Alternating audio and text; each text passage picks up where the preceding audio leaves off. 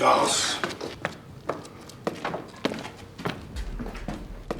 مرتی که پدر سوخته، این چه وزنون دادنه؟ چونت کو؟ وزنت کو؟ مملکت رو چرا بی صاحبه؟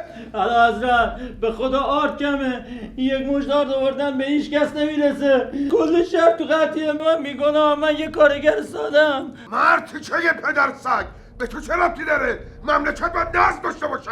بیاین این حروم لقمه رو بندازید تو تنور ببینم. حالا حضرت عفو کنی.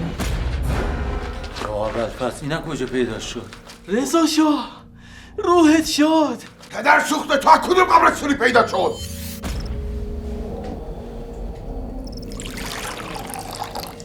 پس بالاخره اومدی. خیلی ساله که منتظرتم. تو کی هستی؟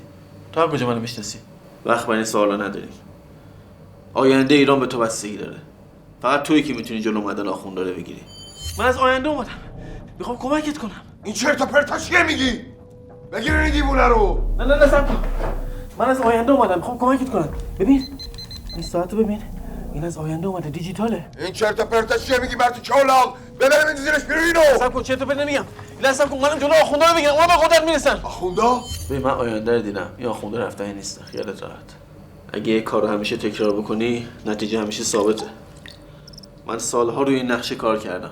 تو مگه چند سال عمر کردی؟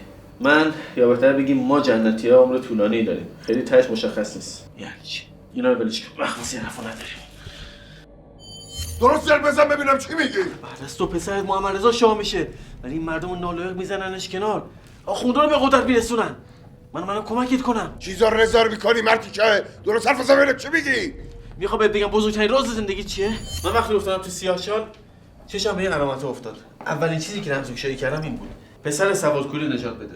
رفتم به سال 1256 و اون نوزاد رو از مرگ حتمی نجات دادم. خانه چه ربطی به آخونده داره؟ اون نوزاد رضا شاه بود. من بودم که تو بچگی نجاتت دادم. میدونستی وقتی نوزاد بودی تو مسیر سوادکوری به تهران، وقتی مادرت فهمید که از سرما یخ زد و مردی ولت کرد رفت، کی تو رو نجات داد؟ حرفای عجیبی میزنی پسر. یعنی من و تو از قبل همدیگه رو میشناسیم؟ آره بابا، این که چیزی نیست. قضیه گم شدن طلای سفارت هلند هم کار من بود. همون باشه به نظر بیرون سفارت انگلیس بغلت کنه به ترفی بده.